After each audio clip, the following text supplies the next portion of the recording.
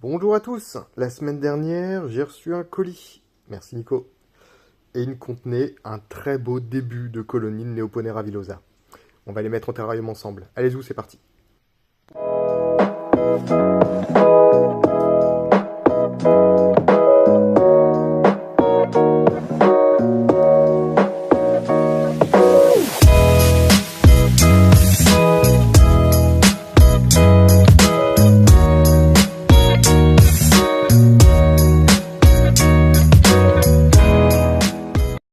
Le premier truc qu'on fait quand on reçoit une colonie, c'est en tout cas de s'assurer qu'il n'y ait pas de parasites, qu'il n'y ait pas d'acariens et s'assurer aussi qu'il n'y ait pas trop de mortes. Là en l'occurrence, pas une seule morte, pas d'acariens, pas de parasites, colonie super. La première chose qu'on fait avant de les installer les fourmis en terrarium, c'est de mettre du liquide sucré. Pourquoi? Le transport va fatiguer les fourmis, indéniablement, et donc elles vont quasiment tout de suite essayer d'aller s'abreuver, d'aller prendre des forces sur du liquide sucré. Je ne vous recommande pas spécialement de faire comme moi, d'utiliser les doigts. C'est une fourmi qui, je le rappelle, pique un petit peu. Je ne me suis jamais fait piquer jusqu'à présent, mais bon, là j'y suis allé un peu comme un bourrin, donc j'ai enlevé le coton qui fermait le tube principal en tout cas, avec les doigts. Je vous invite à pas le faire. J'ai positionné le tube très proche d'un tronc évidé, de l'ouverture d'un tronc évidé que j'ai placé dans le substrat. Elles vont donc rapidement aller s'installer, car c'est une espèce qui est opportuniste et qui va utiliser des cavités naturelles pour faire leur nid, en fait, tout simplement. Espèce qui pique, on ferme le couvercle, on les laisse tranquilles, elles ont du liquide sucré, elles vont aller s'abreuver. Très rapidement après l'installation des tubes, on a vu le manège, on va dire, des fourmis qui vident le tube en fait et qui ont vidé des cocons et qui sont allées s'installer. Elles sont allées s'installer très rapidement dans l'ouverture du tronc évidé que vous voyez ici. J'ai accéléré un petit peu parce que ça n'a pas été aussi rapide que ça. J'ai juste sélectionné une certaine partie de la vidéo. Ça a duré à peu près 1 heure. Là, on voit une larve. On a également vu des œufs. Enfin, en tout cas, j'ai vu des œufs. Là, vous ne les verrez peut-être pas. Euh, Quasiment la totalité de la colonie était dans le tube principal. On voit le petit bout jaune là tout de suite. Il était placé à, on va dire, les 2 cm de l'ouverture du tronc évidé. Elles sont allées s'installer très rapidement. En allez, moins d'1 heure et demie, on va dire, le tube était quasiment vidé. Elles ont rapidement occupé l'espace. C'est vraiment une fourmi qui est très dynamique, très active, malgré un transport qui a duré, on va dire, 1 journée et demie, je crois, 2 jours potentiellement de transport à des températures dont elles n'ont pas l'habitude. Je les ai positionnées 2 heures avant à température ambiante, histoire qu'elles récupèrent un petit peu du transport.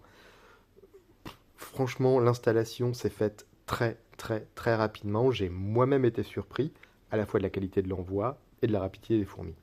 En parallèle de leur installation, elles ont bouché l'autre entrée que j'avais faite sur le tronc en chêne-liège. Là, on le voit, elles sont en train d'installer et de modéliser le substrat pour pouvoir façonner leur environnement.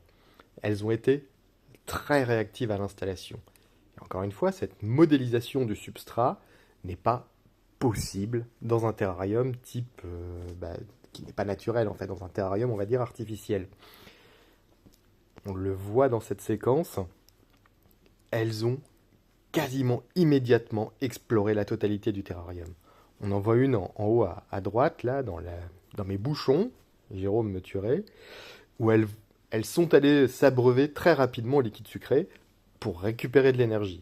Pour rappel, liquide sucré, énergie pour les fourmis imago, et les protéines, les insectes et tout ça, c'est essentiellement pour les larves.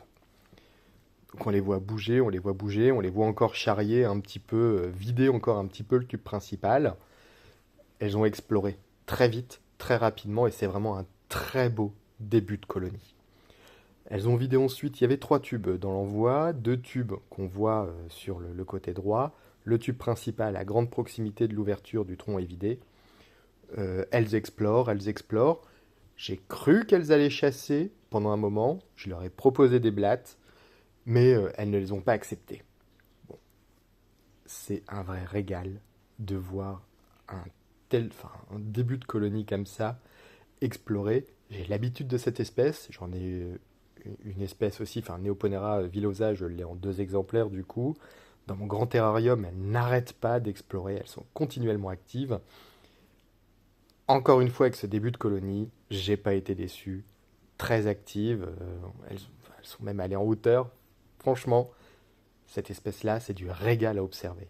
Maintenant, attention, c'est une espèce qui pique, qui n'est pas adaptée à tout le monde, qui n'est pas forcément adaptée aux débutants. Et moi, c'est juste que là, j'ai eu l'occasion d'en acquérir une deuxième colonie. Pourquoi? J'espère en faire une seconde vidéo prochainement.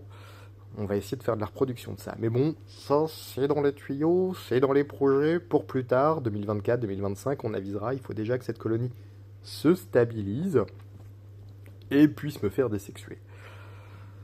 On avisera en temps et en heure. Hop. Là, vous les voyez, on pense, cette espèce-là, elle est à la fois arboricole, à la fois terrestre, elle est partout, elle va partout. J'ai l'habitude de brumiser un peu trop comme un bourrin, donc encore une fois, ça ce serait pas possible dans un terrarium artificiel. Elles sont allées me créer une petite niche en hauteur, histoire de protéger les cocons d'un surplus d'humidité. J'espère que vous avez passé une bonne vidéo, n'hésitez pas à me suivre, à très vite, bonne journée, ciao.